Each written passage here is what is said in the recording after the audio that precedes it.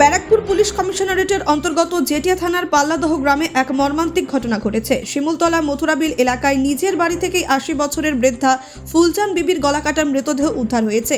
এই ঘটনাকে কেন্দ্র করে এলাকা জুড়ে চাঞ্চল্যের সৃষ্টি হয়েছে। বৃহস্পতিবার সকালে বাড়ির লোকজন ফুলচাঁদ বিবিকে ঘরে রক্তাক্ত অবস্থায় পড়ে থাকতে দেখে এবং পুলিশকে খবর দেয়। খবর পেয়ে জেটিয়া থানার পুলিশ এসএপি ও ডেপুটি কমিশনারেট গণেশ বিশ্বাসের নেতৃত্বে ঘটনাস্থলে পৌঁছায়।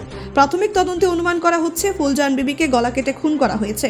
তবে কী কারণে এবং কারা এই নৃশংস ঘটনার সঙ্গে জড়িত তা নিয়ে তদন্ত চালাচ্ছে পুলিশ ইতিমধ্যে ঘটনাস্থল থেকে নমুনা সংগ্রহ করেছে এবং স্থানীয়দের সঙ্গে কথা বলে তথ্য সংগ্রহ করছে।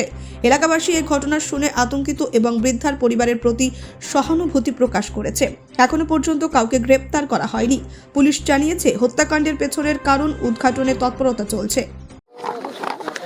পাল্লাদা শিমুলতলা অঞ্চলে যে প্রবীণ নাগরিক ৭৫ বছর বয়স, নৃশংসভাবে ৮০ বছরের বৃদ্ধা খুন হলো। খুনের ঘটনা ঘটেছে। আমরা তদন্ত শুরু করেছি।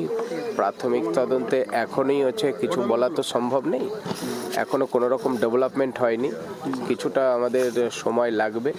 আমরা মৃতদেহ এখান থেকে উদ্ধার করে পাঠিয়েছি পোস্টমর্টমের জন্য।